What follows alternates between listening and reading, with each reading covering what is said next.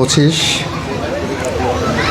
এই আয়োজনের আজকের সভার সম্মানিত সভাপতি, আমাদের সবার শ্রদ্ধার ভালোবাসার পূজনীয় মানুষ, আমাদের শিক্ষক নারায়ণ চন্দ্র সাহা। মঞ্চে উপবিষ্ট আছেন আমার দাদা, বড় ভাই, যেটাই বলি না কেন, আজকের এই পুনর্মিলনী সম্মিলনের প্রধান উদ্যোক্তা মধ্যমণি, যিনি আমাদের শহীদুল ইসলাম বাবু কমিশনারকে সাথে নিয়ে আপনাদের এই মহাযজ্ঞ, এই মহা আয়োজন করেছেন। তিনি আর কেউ নন, আমাদের বিদ্যুৎদা, পোশাকি ভাষায় যার নাম প্রবীর সাহা। মঞ্চে উপবিষ্ট আছেন পূজা উদযাপন ফ্রন্ট কেন্দ্রীয় কমিটির বিপ্লবী সভাপতি। তার রাজনৈতিক পরিচয় এখানে আমি দিচ্ছি না, এক নামে বাংলাদেশে কম বেশি সবাই চিনেন। ওনার নাম বাবু রমেশ দত্ত। মঞ্চে উপবিষ্ট আছেন বাংলাদেশের একজন সূর্য সন্তান, বাংলাদেশের একজন সূর্য সন্তান, বাংলাদেশ সেনাবাহিনীর মেজর জেনারেল পর্যন্ত যেতে তার যে পথ পরিক্রমা অতিক্রম করতে হয়, তার ব্যক্তিগত জীবন থেকে শুরু করে তার আদর্শিক জীবন, তার চিন্তা চেতনা, তার দেশপ্রেমে উত্তীর্ণ হয়ে সেনাবাহিনীর প্রায় সর্বোচ্চ পদ মেজর জেনারেল পদ অধিষ্ঠিত হয়েছিলেন বাবু জীবন কানাই দাস। ঠিক আছে। মঞ্চে উপবিষ্ট আছেন শৈলকুপার এসিল্যান্ড মহোদয়, ভারপ্রাপ্ত কর্মকর্তা মহোদয়, যিনি নিরলস পরিশ্রম করে আপনার শান্তির ঘুমের জন্য উনি নিজের শান্তির ঘুম জলাঞ্জলি দিয়েছিলেন। মঞ্চে উপবিষ্ট আছেন বিভিন্ন রাজনৈতিক দলের নেতৃবৃন্দ, পূজা উদযাপন পরিষদের নেতৃবৃন্দ, পূজা ফ্রন্টের নেতৃবৃন্দ, হিন্দু মহাজোটের নেতৃবৃন্দ সহ আমার সামনে উপবিষ্ট সম্মানিত ভাইরা, বোনেরা, শৈলকুপাবাসী, সবাইকে জানাচ্ছি আদাব, সালাম, নমস্কার এবং বিজয়ের শুভেচ্ছা। আমরা যারা উপন্যাসের পাঠক ছিলাম, বিভিন্ন উপন্যাসের, এই ধরেন মেম সাহেব, সাপমোচন, কালবেলা, কালপুরুষ, উত্তরাধিকার, আমাদের কাছে বিজয়া পুনর্মিলনীর বা শারদীয় দুর্গোৎসবের আলাদা একটা মিনিং আমরা ফিল করি। এগুলো পড়ে পড়ে যখন নিজেকে ঋদ্ধ করেছি, সেই ঋদ্ধতার বুকে আরও এক ধাপ ছাপ এঁকে দিয়েছিলেন আমাকে আমার শিক্ষক বাবু বিমল কুমার সাহা, আমার শিক্ষক শ্রী লক্ষ্মীকান্ত দাস, আমার শিক্ষক কমল কুমার সাহা, ওনাদের অপত্য স্নেহ এবং ভালোবাসা। লক্ষ্মীকান্ত স্যারের বাড়ি এর ঠিক উল্টা দিকে। এই মন্দির ছিল আমার শারদীয় দুর্গোৎসবের প্রতিদিনের নিত্যদিনের অন্যতম ঠিকানা। মন্দিরের পিছনেই থাকতেন আমার বন্ধু সঞ্জিত। সারাদিন যেখানেই থাকি না কেন, ক্লান্ত শ্রান্ত দেহ নিয়ে, রাজনৈতিক কর্মী ছিলাম, সারাদিন কর্মী হিসাবে রাজনৈতিক কর্মী হিসেবে কাজ করে আসতাম। সঞ্জিতের এখানে এসে একটু বিশ্রাম না নিলে ভালো লাগতো না। আপাতমস্তক আমি নিজেকে একজন অসাম্প্রদায়িক মানুষ হিসাবে বিশ্বাস করি। আমি বিশ্বাস করি ধর্ম কোনো মানুষকে বিভেদের জায়গাতেই সৃষ্টি করতে পারবে না। এই শৈলকুপার আলো, বাতাস, বায়ু, বৃষ্টি, এই শৈলকুপার ফসল, এই শৈলকুপার যা কিছু উৎপাদন, যা কিছু অর্জন, সেখানে যেমন আপনার অবদান আছে, সেই একই জায়গায় কিন্তু আমারও অবদান আছে। দিনের শেষে আমরা শৈলকুপাবাসী, দিনের শেষে আমরা বাংলাদেশি, এই কথাতে আমি বিশ্বাস করি। আমি বিশ্বাস করি দিনের শেষে আমরা মানুষ। আপনার গায়ে যদি এখন একটা আঘাত লাগে, যে রক্ত বের হবে সেই রক্তের রং লাল। আমার গায়ে আঘাত লাগলে যে রক্তের বের হবে সেই রক্তের রং লাল। যারা ধর্মীয় উন্মাদনা সৃষ্টি করে ধর্মীয়ভাবে বিভেদ তৈরি করতে চায়, সংখ্যাগুরু সংখ্যালঘু সৃষ্টি করতে চায়, আমরা তাদের বিরুদ্ধে দ্ব্যর্থহীন ভাষায় কথা বলি। আমার মনে আছে 1996 সালে কলকাতা বা পশ্চিম বাংলায় বা গোটা ভারতবর্ষে যখন বাবরি মসজিদ ভাঙার একটা দামামা তৈরি হয়েছে, তখন এই বাংলায় মন্দির ভাঙার একটা উদ্যোগ গ্রহণ করেছিলেন এক শ্রেণীর মানুষ। আমি সদ্য বিশ্ববিদ্যালয় থেকে বের হয়েছি। আমি রাত জেগে মন্দির পাহারা দিয়েছি, এই মন্দিরও পাহারা দিয়েছি। আমি ঢাকা বিশ্ববিদ্যালয়ে থাকা অবস্থায় জগন্নাথ হলের মন্দির পাহারা দিয়েছি। এরকম একটি মুহূর্তে আমরা দেখেছিলাম উড়িষ্যাতে একজন খ্রিস্টান পাদ্রীকে একটা কুঁড়ে ঘরে আটকে রেখে মৌলবাদীরা পুড়িয়ে হত্যা করেছিল। ঠিক ওই সময় আমি যাই কলকাতা বিশ্ববিদ্যালয়, যাদবপুর বিশ্ববিদ্যালয়ের একটি সেমিনারে, আঞ্চলিক সাম্প্রদায়িক সম্প্রীতি সম্মেলনে যাদবপুর বিশ্ববিদ্যালয় আয়োজন করেছিলেন। সেখানে যে বাংলাদেশের দুইজন প্রখ্যাত মানুষ বক্তৃতা দিয়েছিলেন, তারা বলেছিলেন তারা এমন একটি দেশ থেকে বক্তৃতা দিতে এসেছেন যেখানে বক্তৃতা দিতে গেলে লজ্জায় তাদের মাথা হেঁট হয়ে যায়, কারণ এদেশে সংখ্যালঘু সম্প্রদায়ের নির্যাতন হয়। আগের রাতে আমার সাথে হোটেলে রুমে ছিলেন আমার বন্ধু বাসুদেব দত্ত, শৈলকুপা কলেজে একসাথে পড়তাম। বাসুদেব দত্তকে জিজ্ঞাসা করেছিলাম, কেমন আছিস? তার উত্তরে বাসুদেব বলেছিল, এখানে দ্বিতীয় শ্রেণীর নাগরিক হয়ে যেমন থাকা যায়। শৈলকুপাতে আমরা প্রথম শ্রেণীর নাগরিক ছিলাম। ওখানকার মেন স্ট্রিম মেনে নিতে চাই না। আমার যখন বক্তব্যর পালা এসেছিল, 55 মিনিট বক্তব্য দিয়েছিলাম, পিন ড্রপ সাইলেন্ট ছিল যাদবপুর বিশ্ববিদ্যালয়ে। তখন বক্তৃতা দিতাম রেগুলার বেসিসে। আমি বলেছিলাম, আমি এমন একটি দেশ থেকে এসেছি যে দেশে মন্দিরে আক্রমণ করতে পারে এই আশঙ্কায় আমার মতো লক্ষ যুবক মন্দির পাহারা দেয়। আমি বলেছিলাম, এমন একটি দেশ থেকে এসেছি যে দেশে কোনো হিন্দু সম্প্রদায়ের মানুষকে যদি এভাবে কুঁড়ে ঘরে রেখে পুড়িয়ে মারা হয়, তাহলে সোচ্চার কণ্ঠে তার প্রতিবাদ ওঠে। সেই বাংলাদেশ নিয়ে আমি গর্ব করি। আর গর্ব করি বলেই আমি মনে করি এই বাংলাদেশ কোনো ধর্মীয় গোষ্ঠীর হাতে বন্দী হতে পারে না। এই বাংলাদেশ হিন্দুর, এই বাংলাদেশ মুসলিমের, এই বাংলাদেশ খ্রিস্টানের, এই বাংলাদেশ বৌদ্ধের, এই বাংলাদেশ ক্ষুদ্র ক্ষুদ্র নৃগোষ্ঠীর।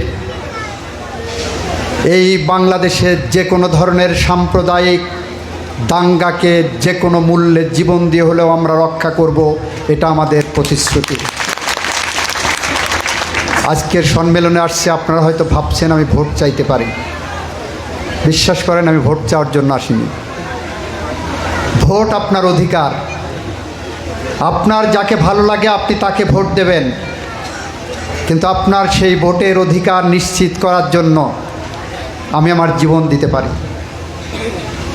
আমি অতন্দ্র প্রহরীর মতো জেগে থাকব যতক্ষণ পর্যন্ত নির্বিঘ্নে আপনি আপনার ভোট কেন্দ্রে না পৌঁছাবেন। ভোট কেন্দ্রে পৌঁছে বুথের মধ্যে ঢুকে আপনি যাকে ইচ্ছা তাকে ভোট দেবেন, সেখানে আমার বলার কিছু থাকবে না। যদি মনে হয় অ্যাডভোকেট আসাদুজ্জামান যোগ্য না, ভোট দেবেন না, কিচ্ছু মনে করব না। আজকেও যেভাবে আপনাদের সাথে আছি, আগামীকালও সেভাবেই থাকব, অতীতেও সেভাবে ছিলাম। এটা আমার প্রত্যয়দীপ্ত কণ্ঠে আপনাদের সাথে অঙ্গীকার করছি। আজকে শৈলকুপা শান্ত আছে, অনেকেই বলছেন, অনুভব করছেন। কেন আছে জানেন? 5ই আগস্ট শেখ হাসিনা তার আত্মীয় স্বজন নিয়ে যখন পালিয়ে গেলেন, ঠিক ওই দিন সন্ধ্যার সময় এই কবিরপুর মোড়ের নিখিলদার ছেলের একটা ওষুধের ফার্মেসি আছে, দীপকের ফার্মেসি। দীপকের দোকানে শৈলকুপা পৌরসভা এলাকার, আমি এখন নাম বলছি না, তাকে ছোট করা হবে, পৌরসভা এলাকার একজন খরিদ্দার 1.5 বছর আগে একটা ওষুধ কিনতে আসছিল। দীপক তাকে 15 মিনিট অপেক্ষা করতে হয়েছে, কারণ তার আগে আরও সিরিয়াল ছিল। এই রাগটা সে মনে মনে পুষে রেখেছিল। 5ই আগস্ট সন্ধ্যার পরে দীপককে এসে চট থাপ্পড় দিয়েছে। 5 মিনিটের মধ্যে আমার কানে গেছে।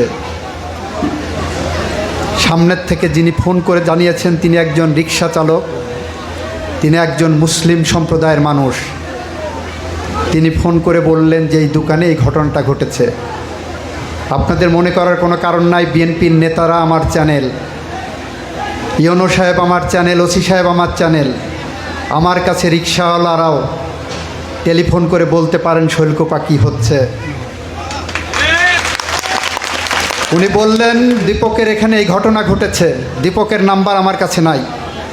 আমার এখানে সাবেক মেয়র খলিল সাহেব বসে আছেন, এখানে ঠান্ডু সাহেব বসে আছেন, আবি তালেব মিয়া আছেন পৌর বিএনপির সভাপতি। তখন আমি অ্যাটর্নি জেনারেল না। আমি এই অবস্থায় ওনাদেরকে ফোন করে বললাম এই ছেলে এবং তার বাবাকে আধা ঘন্টার মধ্যে আমি শৈলকুপা কবিরপুর মোড়ে চাই। কবিরপুর মোড়ে এসে দীপকের কাছে ক্ষমা প্রার্থনা করবে। ও যদি ক্ষমা করে তাহলে ক্ষমা হবে, না হলে ক্ষমা হবে না। এবং এই ছেলের বাবা যতটা ক্ষমতাধরই হোক না কেন, আমি সমস্ত ক্ষমতার শিকড় উপড়ে ফেলে দেব। আমি তখন অ্যাটর্নি জেনারেল না।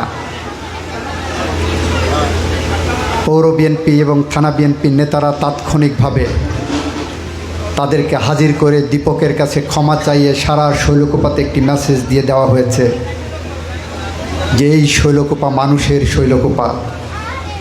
এই শৈলকুপাতে কোনো রকম নোংরামি, গুন্ডামি, পান্ডামি, ভণ্ডামি কোনো কিছুই চলবে না বন্ধুরা আমার। আমরা নিশ্চিত করেছি সারা বাংলাদেশে যেমন সমস্ত অত্যাচার, নির্যাতন, নিপীড়নের বিরুদ্ধে প্রতিশোধ পরায়ণ হয়ে গিয়েছিল মানুষ,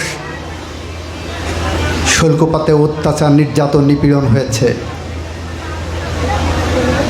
আমরা চেষ্টা করেছি এই শৈলকুপাকে, অশান্ত শৈলকুপাকে শান্ত রাখার জন্য। কিভাবে?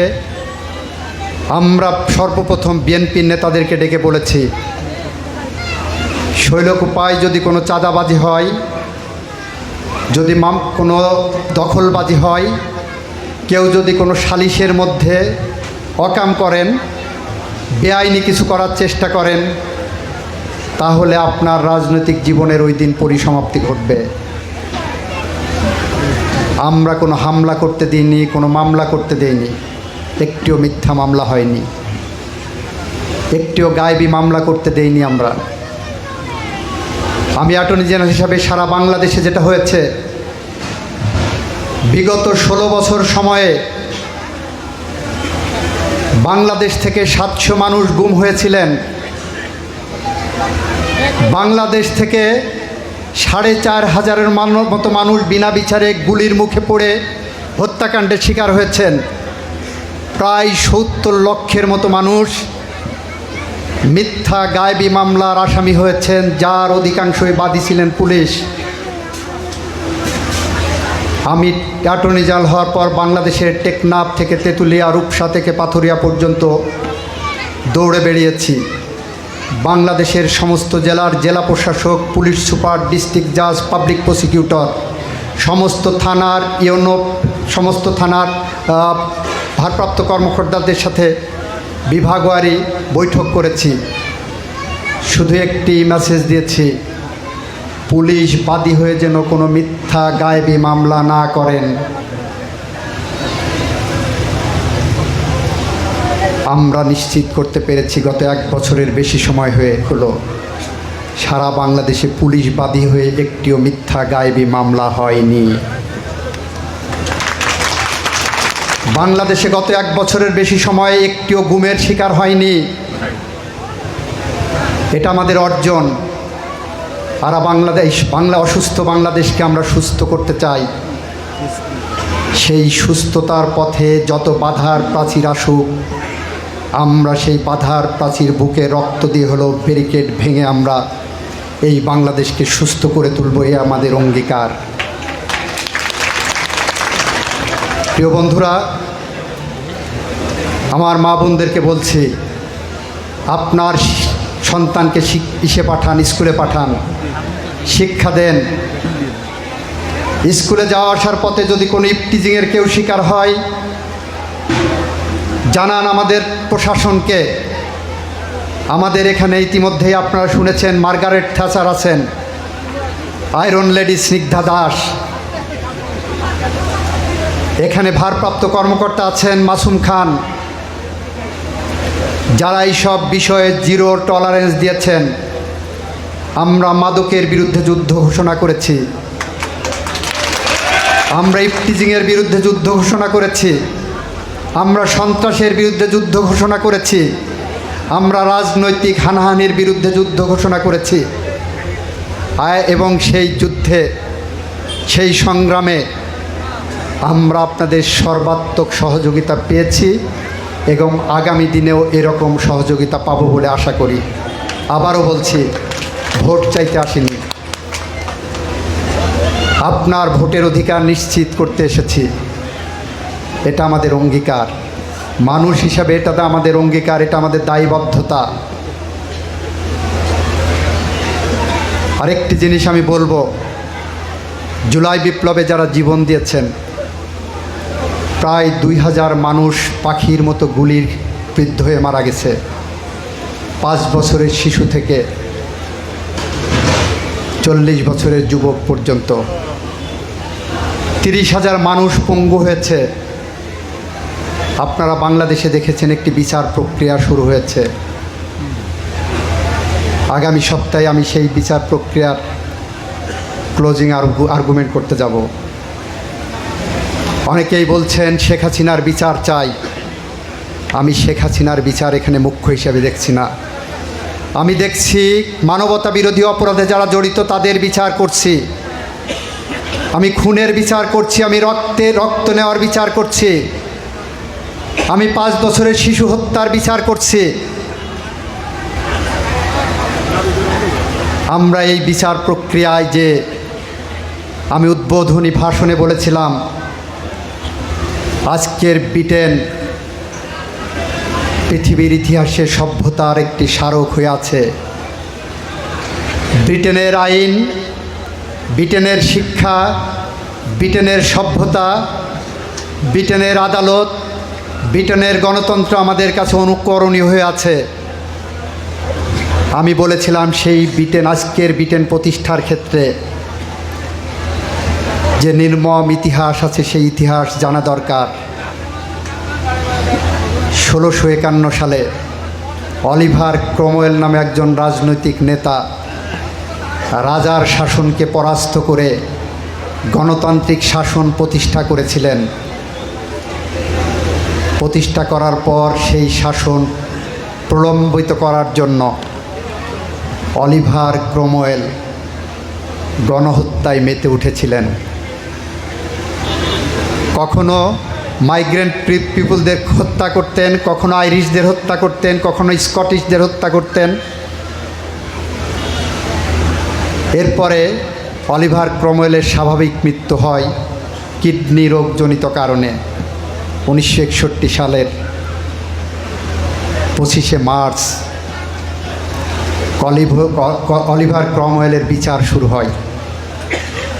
19শে মার্চ বিচার শুরু হয়, 25শে মার্চ রায় ঘোষণা হয়। বিচার শুরু হয়েছিল গণহত্যার, বিচার শুরু হয়েছিল মানুষ হত্যার রক্তাক্ত ব্রিটেন করার জন্য। বিচারের রায়ে সেদিন ব্রিটেন রায় দিয়েছিলেন অলিভার ক্রমওয়েল সহ তার 2 জন সহযোদ্ধার মৃত্যুদণ্ড। আদালতের সামনে প্রশ্ন এসেছিল, অলিভার ক্রমওয়েল তো সমাধিস্থ হয়েছে, কবরে আছেন, তাকে কিভাবে ফাঁসি দেওয়া হবে? সেদিনের ব্রিটেন বলেছিল অলিভার ক্রomwellের পচা গলা মরদেহ কবর থেকে তুলে এনে টেমস নদীর তীরে ব্রিটেনের পার্লামেন্টের সামনে জনসমক্ষে ফাঁসিতে ঝুলাতে হবে, এবং সেটা করা হয়েছিল।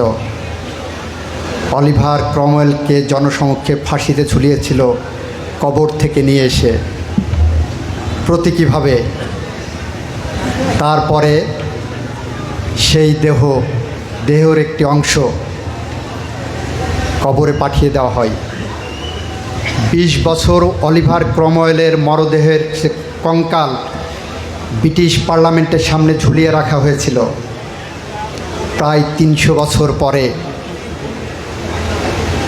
সেই কঙ্কাল ক্যামব্রিজের সাসেক্স বিশ্ববিদ্যালয়ের সামনে সমাধিস্থ করা হয়।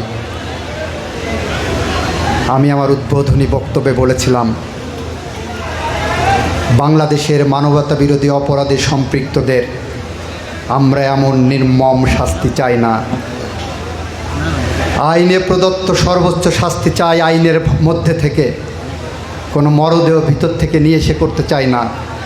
এটা বলেছিলাম এই কারণেই যে আগামী দিনে আপনার সন্তানের, আপনার উত্তর পুরুষের এই বাসভূমিকে যদি বাসযোগ্য করে গড়ে তুলে যেতে চান, তাহলে সমস্ত অপরাধের বিচার এখানে হতে হবে। কোনো অপরাধী যদি অপরাধ করে পার পেয়ে যায়, তাহলে সুকান্তের মতো আমরা এই শৈলকুপাকে অনাগত শিশুর বাসযোগ্য করে তুলে দিতে পারবো না। আমরা যদি হেরে যাই, আমরা যদি পরাজিত হই, আমরা যদি বিচার না করতে পারি, আমরা তাহলে ইতিহাসে কবি হেলাল হাফিজের ভাষায় উত্তর পুরুষের কাপুরুষের ভীরু উপমা হয়ে থাকব। আমরা কোন উত্তর পুরুষের কাপুরুষ ভীরু উপমা হতে চাই না, আর চাই না বলেই আমরা নিরন্তরভাবে পথ চলেছি।